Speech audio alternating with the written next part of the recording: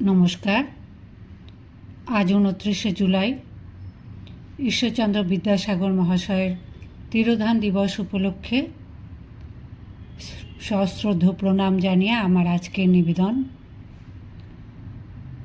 জননীর চিঠি। বিদ্যাসাগর বীরসিংহ গ্রাম ছেড়ে আসেন 1276 সালের অঘ্রাণ মাসে।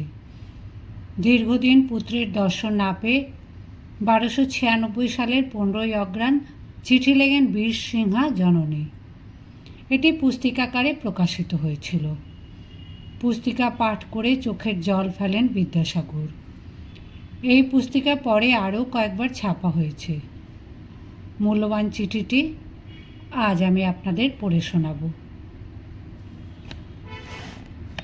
পরম কল্যাণীয় প্রাণাধিক শ্রীযুক্ত ঈশ্বরচন্দ্র বিদ্যাসাগর, জ্যেষ্ঠ পুত্র বাবাজি, চিরজীবিষু, কলিকাতা।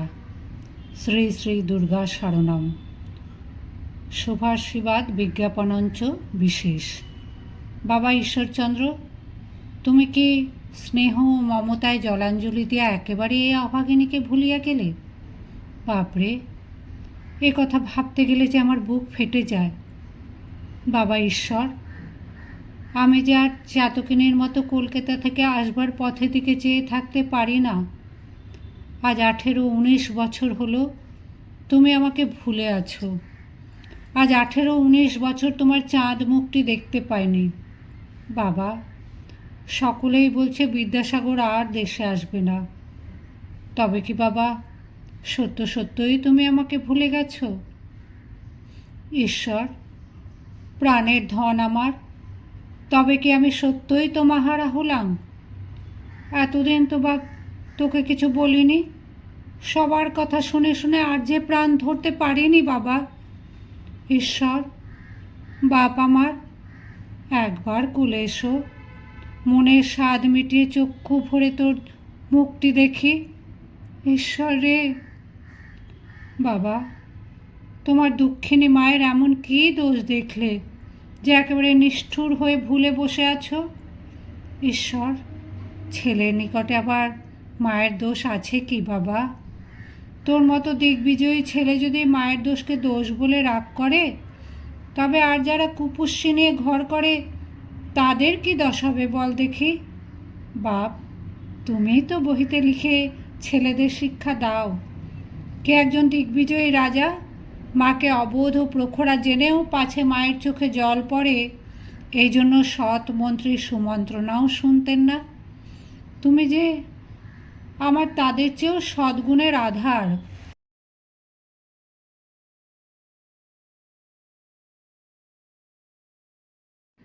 আহা, এখন কেবল তোমার জন্য কাঁদি আর আগেকার সকল কথা ভাবি। এককালে বাবা তুমি আমাকে কি সুখী না করেছিলে, কি ছিলাম আর কি না হয়েছিলাম। যেমন দুঃখ থাকতে হয় তা ছিল। ঈশ্বর আমার সকল দুঃখ ঘুচিয়ে যেমন সুখী করতে হয় তা করেছিল। পরবার কাপড়টুকু পর্যন্ত ছিল না। ঈশ্বর আমার চিরজীবী হয়ে থাকুক।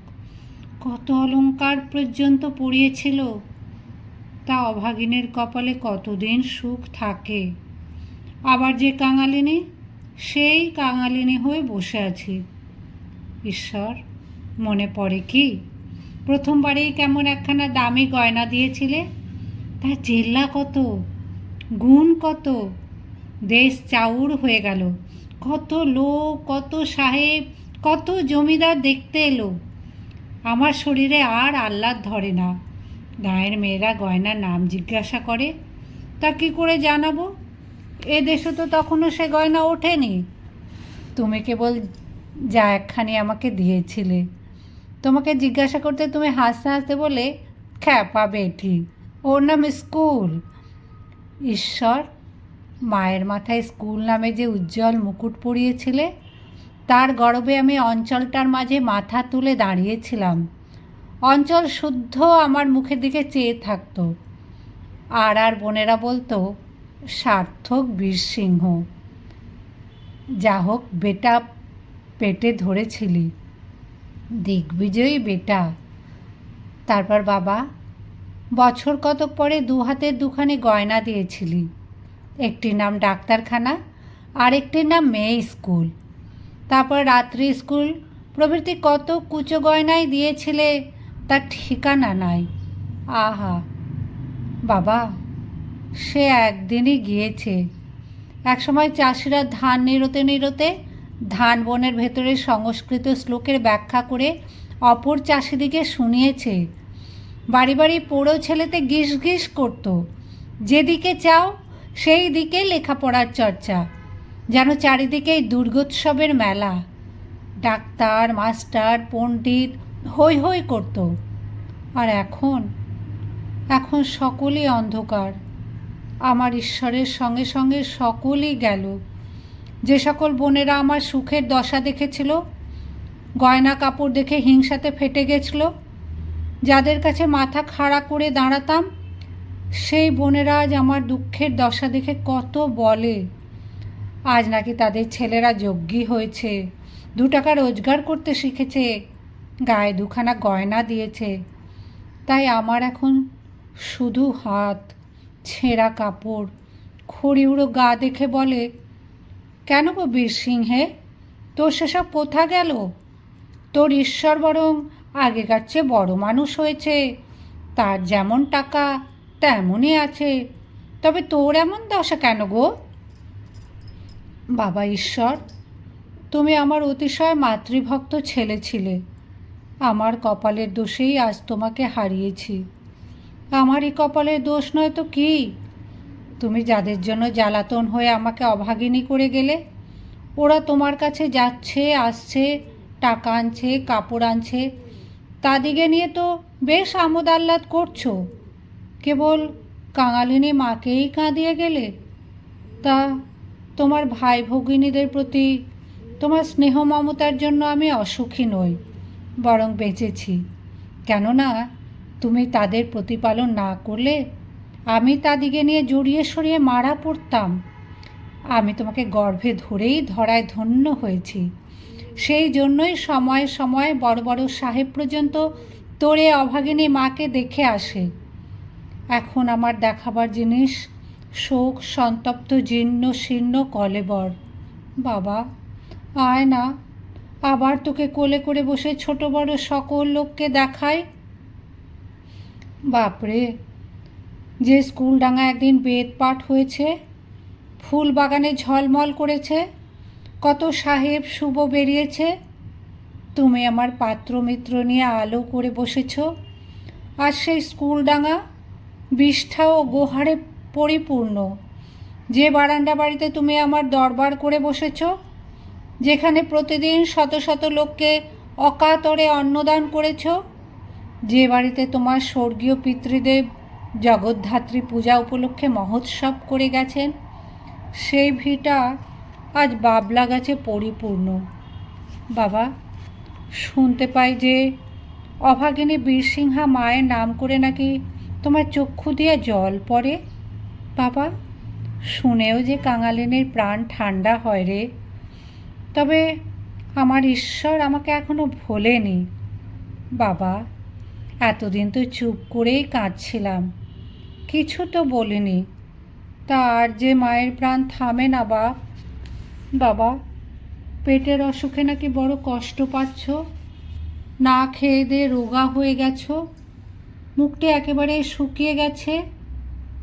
মা মাসি পিসির মায়া ছেড়ে একবার মায়ের কোলে এসো না বাবা। মাসি পিসির ঘরে যতই আদর হোক, বাবা, মায়ের গুণ দুগ্ধের মতো মিষ্ট, ও গুণকারী আর কিছুই নাই জানবে। একবার এসো বাপ, 10 দিন আমার কাছে থেকে দেখো না, তোমার ঢের অসুখ সেরে যাবে। আমি তোমার ধাতু নারী যেমন জানবো, তেমন তোমার কলিকাতা মাসি কি জানবে? বাবা ঈশ্বর, তুমি যে আমার এ পুকুর ও পুকুর দেখতে, এ গাছতলায় ও গাছতলায় বসতে ভালোবাসতে, সেসব একেবারে কি করে ভুলে আছো বাবা? বাবা, সে সকলই আছে, কেবল তোমা বিনে আমার সকলই আঁধার। বাবা রামচন্দ্র, তোমার অযোধ্যাপুরী একেবারে যে অন্ধকার বাবা। আর বনবাস কেন বাপ? 14 বছর ছেড়ে আছে যে 18-19 বছর হয়ে গেল। এবার এসো বাপ, একবার অক্ষম অকৃতজ্ঞ ভাইগুলোকে চারিদিকে নিয়ে বসো, দেখে চক্ষু সার্থক করি। বাবা, ভাগ্যবান দশরথ পুত্রশোকে প্রাণ ত্যাগ করেছিলেন, কিন্তু পাষাণী কৌশল্যা মরেনি। প্রতিশোক পর্যন্ত পাশরে ছেলের চাঁদ মুখটি মাত্র দেখবার জন্য বেঁচেছিল। বাবা, আমি কোন মহাপাপে তোর চাঁদ মুখ দেখতে বঞ্চিত থাকব? মেয়ে মানুষের মন, চুপ করে থাকতে পারিনি। বলি বাবা, তোমার কলকাতা মাসিকে নাকি একখানা ভারী জড়োয়া গয়না দিয়েছ, তার নামটি নাকি কলেজ বিল্ডিং। তা বেশ করেছ, তুমি যাতে মনের সুখে থাকবে তাই আমার ভালো। তাছাড়া যে যেমন তপস্বী করেছে। তা বাবা, বলি কি আর কিছু নয়, কাঙালিনী মাকে কি একজোড়া শাঁখা দিয়েও ভরসা রাখতে নাই? বাবা, তুমি সুপণ্ডিত, দেশে বিদেশে লোকে তোমার নিকটে সুপরামর্শ লইতে আসে। দেখো, এক মায়ের গর্ভে ভিন্ন ভিন্ন প্রকৃতির সন্তান জন্মে, কেহ দেবতুল্য হয়, কেহ কেহ বা অধম পশুবৎ হয়, আর ভাই ভাই বিবাদও চিরকালই আছে। তা বলে বাবা, কোন ছেলে কোন কালে ভেদের ওপর রাগ করে মাকে পরিত্যাগ করে যায়? তোমার মতো পণ্ডিত বিশ্ব বাংলায় নাই। তোমরাই বলো জননী ও জন্মভূমি স্বর্গের চেয়েও বড়। বাবা ঈশ্বর, বলতে বলতে পাগলের মতো কত কী বলে ফেলেছি। রাগ করিস নি বাবা, তোর জন্য ভেবে ভেবে আমার সামায় সুসার নাই। আমার কপালে যাই থাকুক, তোর ভাই ভগিনী দিকে যে প্রতিপালন করছিস তাই আমার পরম ভাগ্য। এখন বাপ, একবার এসে দেখা দে। এই সময় আয় বাবা, এরপর এলে আর চোখে দেখতে পাবো না। তোর জন্য কেঁদে কেঁদে এখনই দেখতে পাইনি। যে মেয়ে দিগ্বিজয়ী ব্যাটা পেটে ধরেছে, সেই অভাগিনীকেই ব্যাটার জন্য কাঁদতে হয়েছে। সুনীতি ধ্রুবের জন্য কেঁদেছে, কৌশল্যা রামের জন্য কেঁদেছে, আমাকেও তোমার জন্য কাঁদতে হচ্ছে। তাদের ছেলেরা তাদের মাকে একেবারে বিসর্জন দিয়ে কাঁদায়নি, তাদের ছেলেরা মা বাপের কথা ঠেলতে পারে নাই। তুমি বাবা আমার এই কথাটি রাখো, একবার একবার আমাকে দেখা দিয়ে যাও। আমি গয়নাপাতির জন্য তোমাকে বিরক্ত করব না, কেবল কোলে করে প্রাণ শীতল করব। জগদীশ্বর, আমার কপালে যাই করো, আমার প্রাণের ঈশ্বরকে চিরজীবী করে রাখো। কল্যাণমিতি। সন 1296 সাল, তারিখ 15 অগ্রহায়ণ। শুভাকাঙ্ক্ষিনী কাঙালিনী, তোমার বীর সিংহা জননী।